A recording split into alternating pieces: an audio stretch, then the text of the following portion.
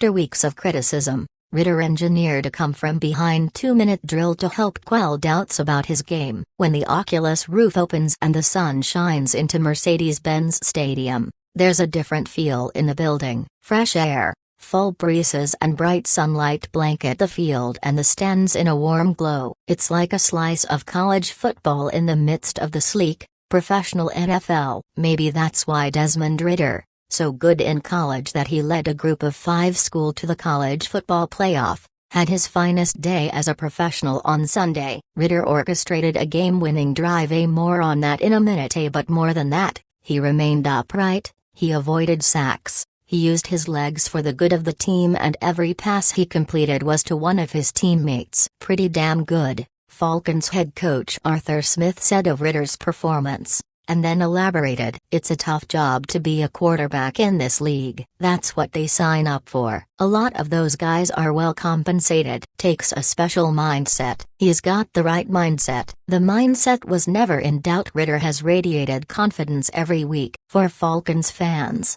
the question is the skill set. Coming into Sunday's game, Ridder had as many interceptions, 3, as touchdowns. Both his decision-making and his accuracy, particularly in pressure situations, drew heat. And when Ridder 3-and-out in less than 75 seconds on the Falcons' first drive of the afternoon Sunday against the Houston Texans, he drew waves of boos from a Falcons crowd tired of hoping. For the first 4 weeks of the season, the consensus opinion on the Falcons was that Atlanta is an everything but team, as in, everything but a quarterback. The defense showed Sunday exactly what it can do, swarming C.J. Stroud and flexing up enough against Houston to force 4 field goals. Drake London is a threat at wide receiver. Kyle Pitts turns out to be pretty good when the ball is thrown anywhere near him, and Tyler Allgeier is a sledgehammer already in motion when he hits the line. Bijan Robinson, in particular,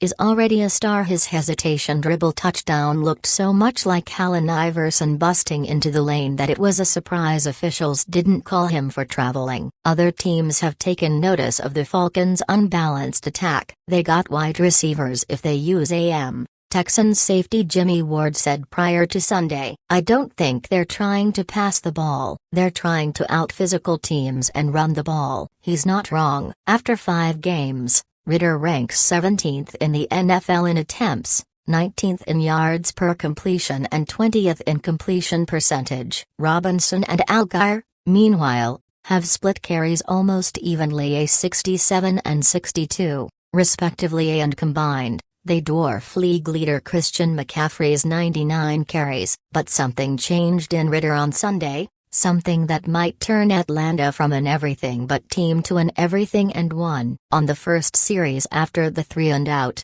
he led the Falcons 75 yards in 7 plays, scooting the final 7 yards himself for a touchdown. Final score, Falcons 21, Texans 19. Final Ridder stats on the final drive: 5 for 5 for 44 yards, 1 scramble for 5 yards, 2 knees to bleed off clock and set Younghoe up for the game winner.